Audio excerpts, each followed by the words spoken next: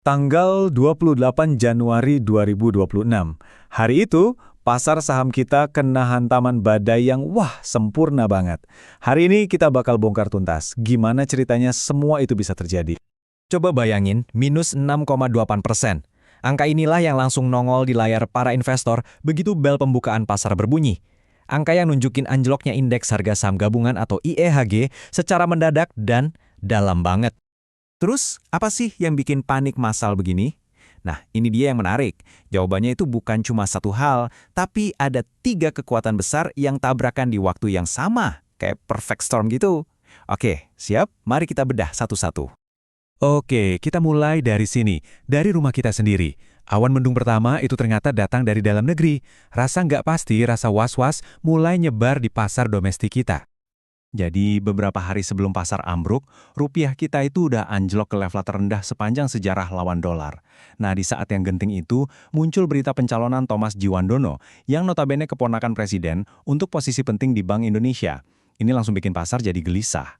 Kenapa? Karena ada kekhawatiran soal independensi bank sentral kita.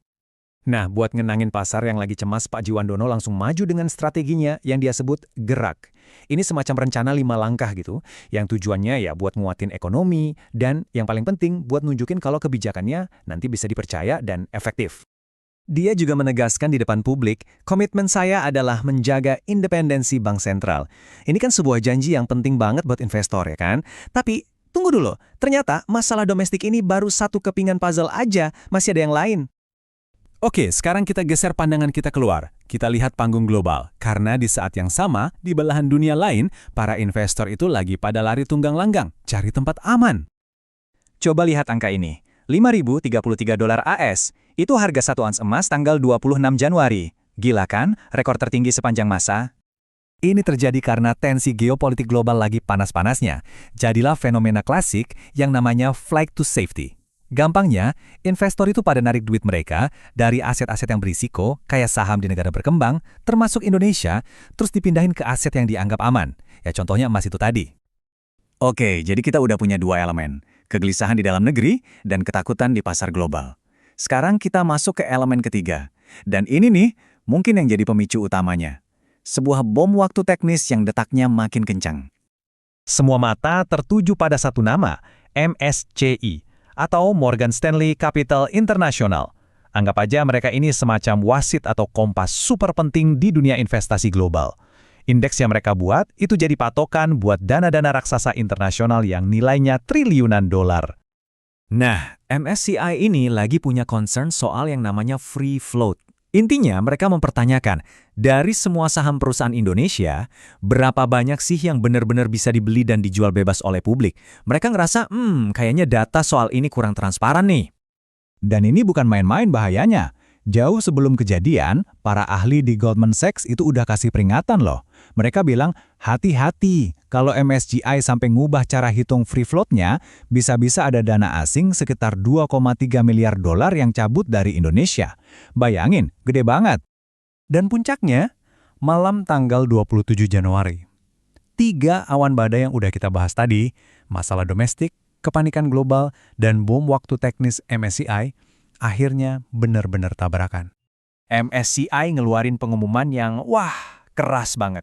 Mereka menerapkan interim freeze atau pembekuan sementara buat saham-saham Indonesia. Nah, inilah percikan api yang langsung nyamber bensin. Terus, apa artinya freeze ini? Wah, dampaknya serius. Artinya, bobot saham Indonesia di indeks MSCI nggak akan ditambah. Nggak ada saham baru dari Indonesia yang boleh masuk. Tapi yang paling bikin ngeri, muncul ancaman kalau status pasar kita bisa diturunin dari emerging market ke frontier market. Itu penurunan kelas yang signifikan banget. Akibatnya, dana-dana asing raksasa yang sistemnya itu udah disetting buat nurut sama MSCI langsung otomatis ngejual saham-saham Indonesia. Nggak pakai mikir panjang. Besok paginya, begitu pasar buka, ya sudah, isinya merah semua. Saham-saham blue chip kita jadi korban utamanya. Oke, badainya udah lewat. Sekarang pertanyaannya, pelajaran apa yang bisa kita petik dari peristiwa yang kita kenal sebagai Rabu Kelabu ini? Untungnya regulator kita nggak tinggal diam. BEI, OJK, dan KSEI langsung gerak tepat. Mereka bilang ke publik, tenang, kami lagi terus diskusi sama MSCI buat nyelesain masalah transparansi ini. Ini langkah penting banget kan, buat coba balikin lagi kepercayaan pasar. Poin kuncinya tuh ini teman-teman. Di dunia yang makin terkoneksi kayak sekarang, politik dalam negeri, sentimen pasar global, sama aturan teknis dari lembaga internasional, itu semuanya saling terkait. 3 hal yang kelihatannya beda ini bisa gabung jadi satu dan boom, menciptakan volatilitas yang nggak kita duga. Ini bukti nyata kalau stabilitas pasar kita itu nggak cuma tergantung dari apa yang terjadi di dalam negeri aja. Dan ini ninggalin kita semua dengan satu pertanyaan besar buat kedepannya. Setelah melihat badai kayak gini, gimana caranya kita semua, baik sebagai investor retail maupun sebagai regulator, bisa lebih siap buat menghadapi ketidakpastian. Apalagi di era di mana resiko itu makin rumit dan saling nyambung satu sama lain.